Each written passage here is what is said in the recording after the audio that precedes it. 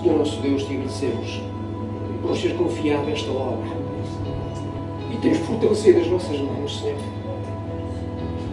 E agradecemos por todos, Senhor.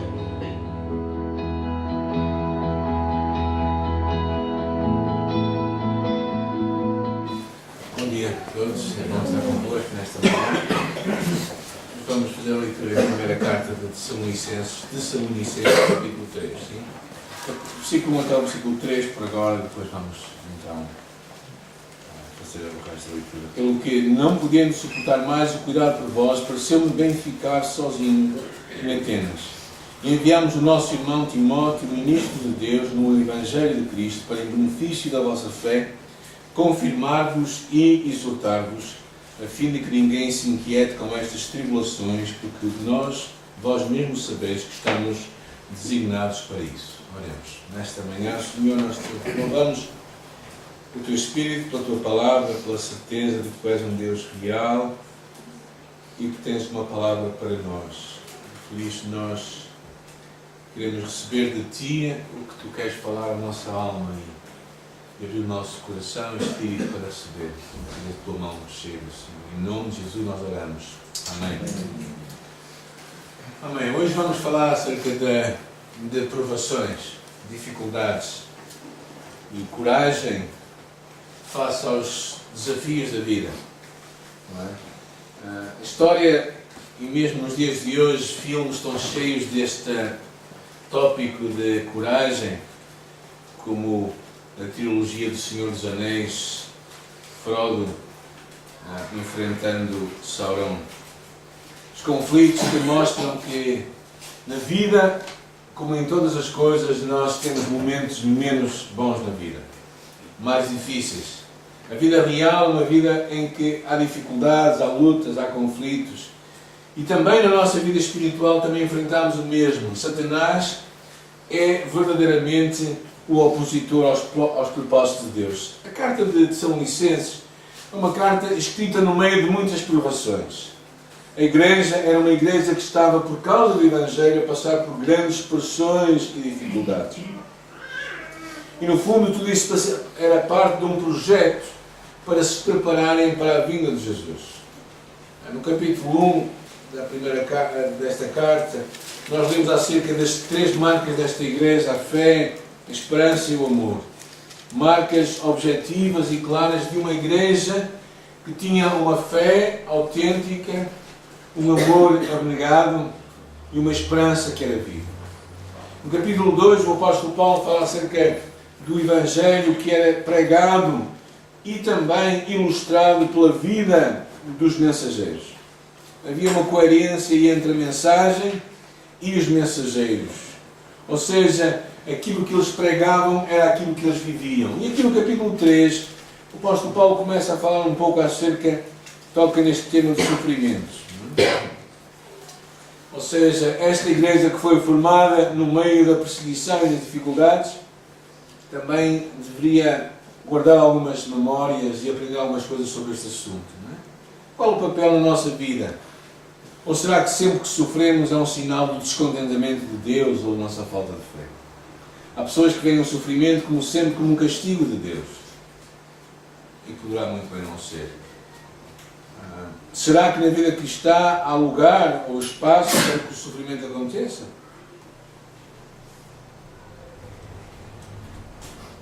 Será que estamos conscientes do propósito de Deus em nossa vida? Porquê é que o cristão sofre, afinal? Que lições podemos tirar do sofrimento em nossa vida? Talvez é interessante estudarmos um pouco o caso da igreja lá em Tessalónica. Capítulo 2, versículo 18. Diz assim: por isso quisemos ir até vós, pelo menos eu, Paulo, não somente uma vez, mas 2, contudo... Alguém pode ler o resto do versículo? Satanás nos barrou o caminho. Satanás nos barrou o caminho. Quem é que ele fez isto? O apóstolo Paulo e a sua companheira, os seus companheiros. Não sei se vocês veem o apóstolo Paulo como uma pessoa com fé ou sem fé. Acham que ele tinha fé? Não tinha fé? E teve um inimigo, Satanás, que lhe barrou o caminho. será que há espaço para isso acontecer na nossa vida? Capítulo 3, versículo 3 diz: a fim de que ninguém se inquiete com as tribulações, porque vós mesmo sabeis que estáis... O que é que diz o resto do versículo? Destinados para isto. Alguém não quis ler com força, mas é aquilo que diz aqui, não é? Ou seja, o sofrimento faz parte da vida. Capítulo 3, versículo 5: foi por isso que, já não sendo possível continuar esperando, mandei indagar o estado da vossa fé, temendo que o tentador vos provasse e se tornasse inútil no nosso trabalho. Ou seja, ele sabia que Satanás poderia usar as dificuldades para que eles se desviassem do caminho e tornasse assim inútil o trabalho do apóstolo Paulo e de todos os outros companheiros. Versículo 7: sim, irmãos, por isso fomos consolados acerca de vós pela vossa fé, apesar de todas as nossas privações e tribulação. A vida do apóstolo Paulo e sua equipa era cheia de privações e tribulação. Por isso, algumas observações, e mais à frente vamos ver como é que podemos enfrentar as dificuldades. A primeira delas, que eu acho importante, é nós considerarmos as aflições como muitas vezes naturais na vida e não algo excepcional. Esta é uma imagem central que eu acho que nos pode ajudar imenso. As aflições não são necessariamente um castigo de Deus ou algo excepcional, mas algo que é natural. Tenho-vos dito isto para que em mim tenhais paz, no mundo tereis aflições. No entanto, tende bom ânimo e eu venci o mundo. Jesus Cristo, o Filho de Deus, encarando as dificuldades na sua vida. A igreja primitiva era uma igreja repleta de momentos difíceis. O apóstolo Pedro vai muito longe quando ele diz: amados, não estranheis a ardente prova que vem sobre vós, para vos tentar como se coisa estranha vos acontecesse, mas alegrai-vos no facto de seres participantes das aflições de Cristo, para que também na revelação da sua glória vos regozijeis e vos alegreis. O apóstolo Pedro ia mais longe, dizendo que de alguma forma deveríamos encontrar alegria no meio das provações que passássemos. C.S. Lewis, o escritor de vários livros, entre as quais as Crónicas de Nárnia, diz assim: se estás à procura de uma religião que te deixe confortável, definitivamente eu não te aconselharia o cristianismo. Eu acho que uma coisa importante é nós considerarmos as tribulações, as dificuldades como uma parte da nossa caminhada da vida cristã. Um segundo pensamento que eu acho que é importante nós guardarmos na nossa mente é que o sofrimento resulta em crescimento. Jó, o testemunho de Jó, que experimentou bem isso quando ele disse: bem, sei que tudo podes e que nenhum dos teus propósitos pode ser impedido. Com os ouvidos eu ouvi, mas agora te veem os meus olhos. Bem, sei que tudo podes e nenhum dos teus pensamentos pode ser impedido. No sofrimento nós aprendemos a depender menos de nós e mais da graça de Deus. E o Jó experimentou o grande crescimento na sua caminhada com Deus quando soube enfrentar as dificuldades que tinha à sua frente. Uma pessoa que deixou escrito o livro Johnny, ela diz assim: quando a vida é um mar de rosas, podemos passar o tempo adquirindo conhecimento sobre Jesus, imitando, citando e falando sobre Ele, mas é somente ao sofrer que nós conhecemos a Cristo. O pastor Rick Warren diz que os problemas nos forçam a olhar para Deus em vez de confiarmos em nós mesmos. Na verdade, quando nós enfrentamos dificuldades e conseguimos focar em Deus, então nós crescemos bastante. Nós crescemos. O apóstolo Paulo, o apóstolo Pedro, na carta, fala muito sobre isto, porque escreveu uma carta a uma igreja que estava a ser perseguida. E ele diz: para que a prova da vossa fé é muito mais preciosa do que o ouro que parece, e é provado pelo fogo, se acha em glória e honra e glória na revelação de Jesus Cristo. Jesus também dizia que toda a vara que em mim não dá fruto, atira e limpa toda aquela que dá fruto para que dê mais fruto. Como um lavrador que está preocupado com o fruto que a vida dá, e não somente com a beleza da mesma, não somente com o conforto da mesma. Deus também está preocupado com o nosso crescimento, muito mais do que com o nosso conforto. O sofrimento resulta em crescimento quando nós sabemos usá-lo na nossa vida. O terceiro pensamento, e depois vamos entrar em alguns desafios que eu acho para a nossa vida, é esta promessa que já nesta manhã ouvimos. Deus está perto daqueles que sofrem. O salmista dizia: o Senhor está perto dos que têm um coração quebrantado e salva-os de espírito abatido. É nos momentos de maior sofrimento que fazemos as nossas orações mais sinceras e autênticas. Não é isso convosco. Quando nós estamos a passar grandes dificuldades, sem grandes soluções ou sem nenhuma solução, aí nós fazemos as nossas orações mais sinceras. Aí nós revelamos onde está verdadeiramente o nosso coração. Eu acho que muitas vezes o sofrimento vem à nossa vida para que nós entendamos a nossa fragilidade e a nossa incapacidade para resolver a nossa vida. C.S. Lewis, que lutou muito com a questão do sofrimento. Na verdade, ele passou um tempo muito complicado na sua vida, quando a sua mulher e ele lutava com este tema com Deus. E ele diz: o sofrimento é o megafone de Deus. Às vezes é Deus a tentar que nós possamos o que Ele tem para nós. A dada altura alguém disse: quando me perguntam o quanto Deus se preocupa com o problema do mal e com o sofrimento, este é um tema de muita... Nós sabemos que o sofrimento tanto aproxima como afasta pessoas de Deus. Não conhecem ninguém que se desviou por causa do sofrimento da sua vida?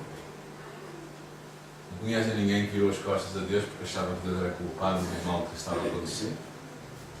Há todos nós. Se há todos nós, temos momentos na vida em que chegamos a momentos em que pensamos: bem, eu acho que fosse dar um passeio e deixaste-me aqui sozinho. Comigo já aconteceu algumas vezes. Mas é esse momento que Deus quer despertar a nossa vida. Quando olhamos para a cruz, percebemos o quanto Deus sabe que é sofrimento. Eu não sei como é que nós conseguimos encaixar isto na nossa cabeça limitada, mas pensar que Deus sofreu não é descabido.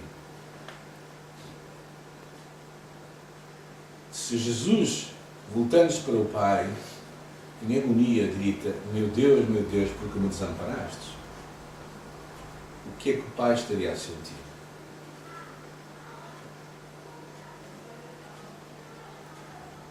Então o sofrimento não é alheio ao próprio Deus. E eu acho que um dos versículos mais chaves neste tema é no livro de Romanos 8, 28. Eu gostava de ler aos poucos, mas está aí. Sabemos que todas as coisas cooperam para o bem daqueles que amam a Deus e são chamados de acordo com o seu propósito. Vamos primeiramente estudar este versículo, palavra por palavra. Sabemos. O saber tem a ver com um pensamento, não com um sentimento necessariamente. Nós conhecemos que o Deus que nos ama, que governa o universo, nos ama a todos nós. Por isso é uma convicção que tem a ver com a nossa mente e não necessariamente com os nossos sentimentos. Às vezes podemos não sentir, mas nós sabemos que todas as coisas cooperam, ou seja, tudo o que nos acontece na vida, todos os acontecimentos felizes ou infelizes, mágoas ou alegrias, problemas ou soluções, tal como num bolo existem vários ingredientes que para fazerem o bolo têm que estar misturados, na vida também é assim. Já alguém comeu o fermento? Já alguém provou o fermento sozinho? mas possivelmente já provaram mais vezes um bolo, não é? Que tem fermento. E o bolo serve porque tem uma mistura. Há uns bolos que nós fazemos lá em casa, é um bolo com uma receita americana que leva óleo. Chama-se bolo doido, não é? E é um bolo incrível, com água, com óleo, com mistura. E a mistura é que dá o sabor final. Quando a Bíblia fala que todas as coisas cooperam, significa que os acontecimentos da nossa vida muitas vezes estão interligados. Deus tem poder para redimir até as coisas más e fazê-las cooperar para o nosso bem. E depois diz para o bem. Agora, não diz aqui necessariamente que tudo o que nos vai acontecer será bom, mas Deus tirará lições para todos nós, mesmo das coisas mais dolorosas. Se não vejamos a história das 4 mulheres citadas no livro de Mateus, capítulo 1, na história de Jesus Cristo, na genealogia de Jesus. Pensemos nelas. Primeiro, Tamar. Quem era Tamar? Tamar é uma viúva desprezada. Primeiro pelos maridos, aos quais Deus castigou com a morte, e depois pelo seu sogro, que a mandou para a sua casa para morrer longe da sua família. Se hoje fosse escrito o livro de Tamar, ela seria certamente uma das mulheres apoiadas pela APAV e por muitas organizações. Porque Tamar foi uma mulher completamente abandonada. O último golpe de abandono foi quando o seu sogro lhe disse: olha, vai para longe e fica lá com os teus. Tamar já tinha sido casada 2 vezes. Ninguém a ia querer. E entretanto ela arranja uma tramóia para apanhar o seu sogro. Ela se veste de prostituta e finge. O seu sogro passou por aquele lugar, teve relações com ela e deixou um sinal de que lhe iria pagar no dia seguinte. Ela, entretanto, desapareceu e, passado uns meses, descobriu-se que Tamar estava grávida. O seu sogro, como um homem muito justo, mandou matar. E ela pegou naquele objeto que era dele e disse: olha, disse ao meu sogro que a quem pertence este objeto é o pai da criança. E era mulher. Tamar é uma história de sofrimento grande. Rahab era uma prostituta cananita que Deus decidiu colocar na sua linhagem, na linhagem de Jesus. Era uma mulher que certamente teria uma vida sem Deus, até que um dia começou a ouvir histórias acerca de um povo que tinha um Deus poderoso como ele. E ela cria no seu coração um amor por este Deus. E percebemos pela sua história porque é que ela foi salva, eu acredito. Ruth era uma moabita que decidiu ser uma refugiada em Israel. Já viúva, decidiu deixar o seu povo, as suas relações de conforto e de segurança e imigra como refugiada como outra mulher que havia sido refugiada entre ela. Uma imigrante que não foi bem sucedida e que voltou vazia para casa. Perdeu marido e filhos e voltou para casa. E ao voltar para casa tem aquela mulher que era sua nora que decidiu: não, eu vou-te acompanhar. Isto não é sofrimento, gente. E ela, ao voltar para casa, Deus redime a sua história e, através da fidelidade e da esperança de Ruth, Noemi deu o seu destino mudado. Batseba. Está lá no livro de Mateus, capítulo 1. Batseba, nós sabemos a história dela. Davi a cobiçou e decidiu provocar a morte do seu marido, enviá-lo para a frente da batalha. encontramos que o propósito de Deus é muito maior do que os nossos sofrimentos, os nossos problemas e até mesmo os nossos próprios pecados. Depois o que vem a seguir no versículo é interessante: aqueles que amam a Deus e são chamados.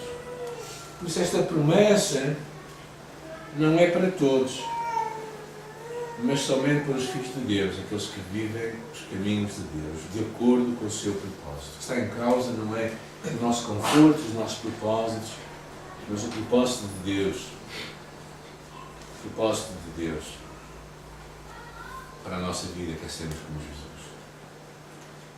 Então, falando isto, como é que nós podemos reagir aos problemas, às dificuldades, aos desafios, às aflições da nossa vida? Se calhar como um diamante que é lapidado por um joalheiro, também muitas vezes Deus vai lapidar a nossa vida para criar algo significativo. Não é? E acho que a primeira coisa é percebermos como é que podemos reagir aos problemas como este Jesus reagiria. As provações e problemas não produzem automaticamente o caráter de Deus. Há pessoas que tornam-se mais amargas em vez de melhorar e nunca crescem.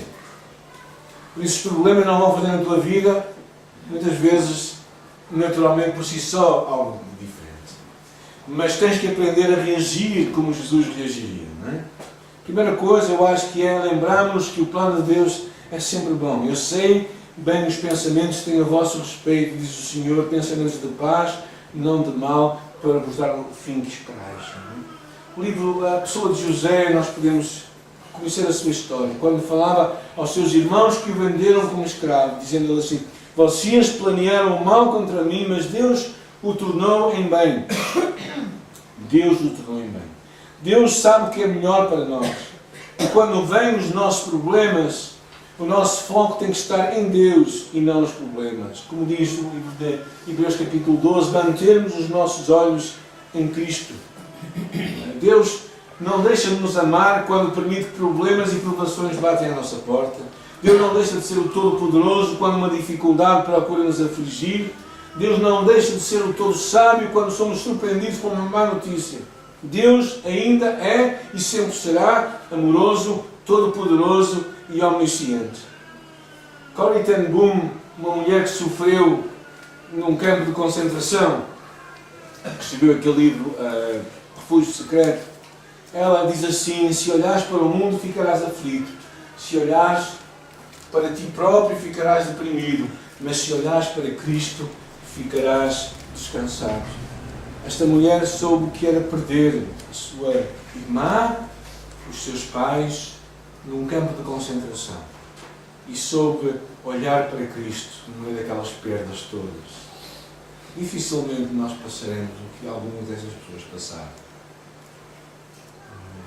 Não focarmos naquilo que é temporário. Se calhar um dos versículos mais desafiantes para a nossa vida será o versículo de 2 Coríntios capítulo 4, que diz assim: porque a nossa leve e momentânea tribulação. Alguém pensa que a sua tribulação é leve e momentânea? Ninguém. Achamos que ela nunca mais termina, achamos que ela é demasiado pesada, achamos que só nós é que passamos aquelas dificuldades, achamos que ninguém sofre como nós. E não é verdade.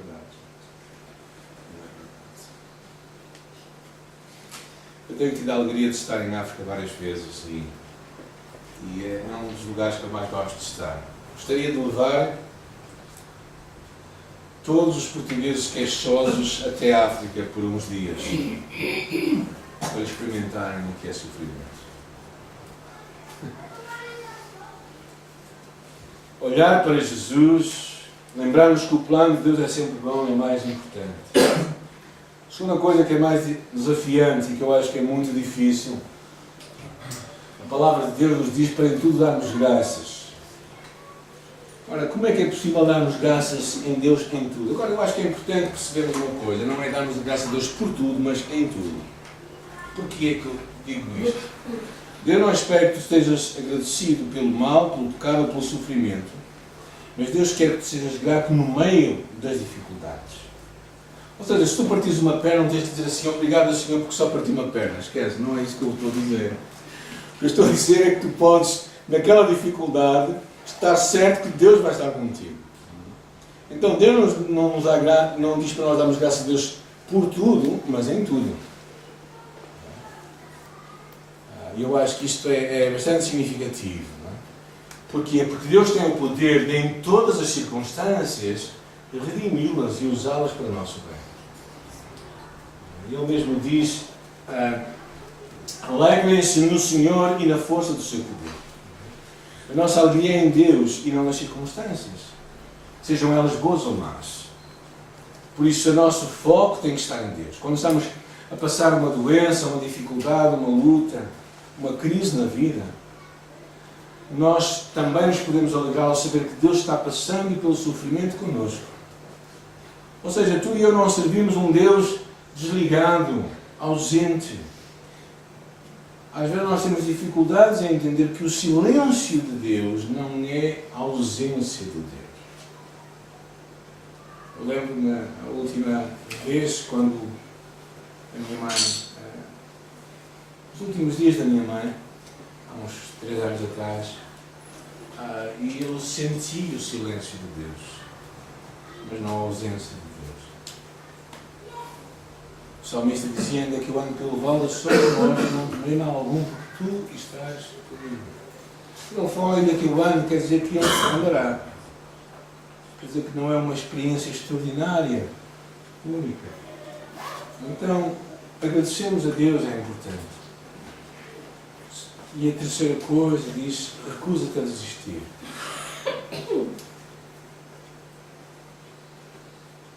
Alguém tem filhos pequenos? Alguém tem netos pequenos? Vou ter 3 agora, aqui, ó, meio dos dias. O terceiro é comigo. Vocês desistem do vosso filho quando ele não obedece à primeira? Alguns quase que desistem, não é? Deixam que ele governe as coisas. Nós não desistimos do filho porquê? Porque nós sabemos o que queremos fazer dele.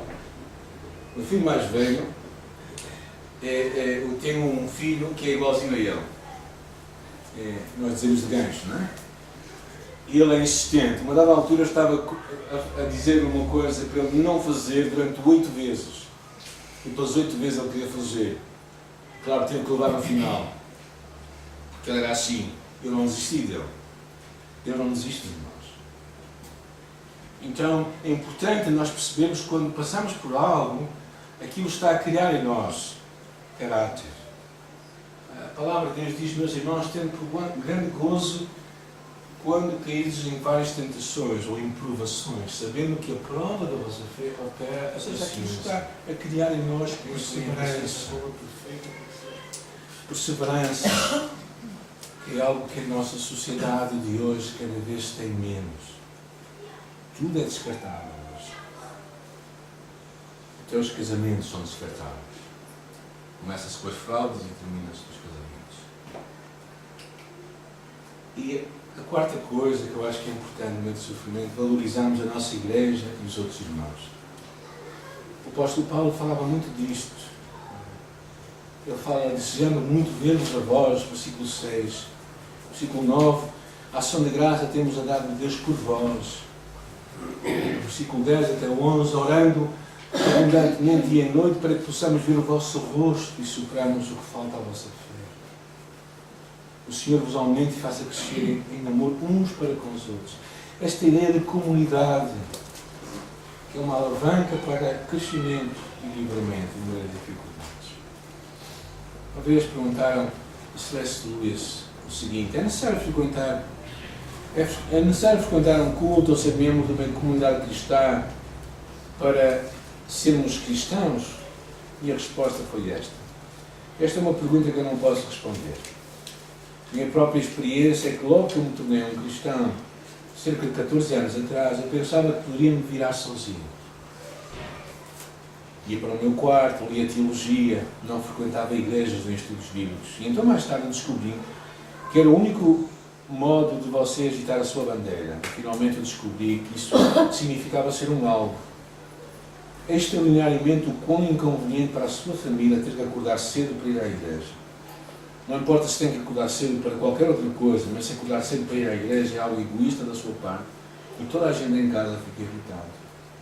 Mas se há qualquer coisa no Novo Testamento que é na natureza do mandamento, é que você é obrigado a participar da ceia do Senhor e você não pode fazer isso sem ir à igreja.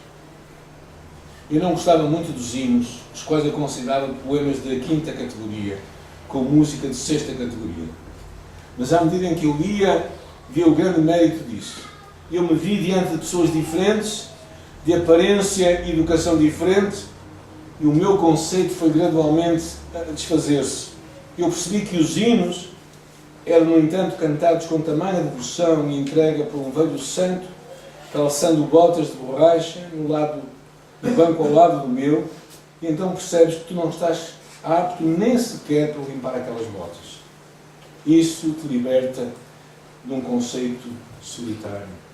Ele percebeu, no meio da sua educação, que ele precisava das pessoas mais simples da sua comunidade. E tu e eu também precisamos. Assim, ao terminarmos esta mensagem, este tempo, olhares para as tuas dificuldades, eu te encorajo a, nas provações, lembrar-te de Deus, que Ele é sempre bom. Deus é sempre confiável. Aprendermos a exultar e agradecer a Deus no meio das dificuldades, não pelas dificuldades. Recusar-nos a desistir do que Deus está a fazer e valorizar os outros no projeto de Deus para nós. Senhor, nós nesta manhã oramos a Ti, sabemos que a vida é cheia de uma mistura de acontecimentos bons e maus, coisas que gostamos e coisas que queríamos muito evitar. Eu oro que fales à nossa alma, ao nosso coração, aqueles que estejam a passar por dificuldades no presente consigam olhar para Ti e pensar em Ti, que és sempre bom, buscar-te a Ti, encontrar em Ti motivos para Te agradecer e, Senhor, que se recusem a desistir, que perseverem no que Tu estás a fazer na sua vida, Senhor. Ajuda-nos também a encontrar na comunhão dos nossos irmãos a força, a coragem e o amor para sermos pessoas como Jesus, que perseverou até ao fim. E no fim, foi um fim de abandono pelos seus melhores amigos. E um fim que resultou também no abandono do seu próprio Pai eterno. Senhor, obrigado pelo Teu amor por nós.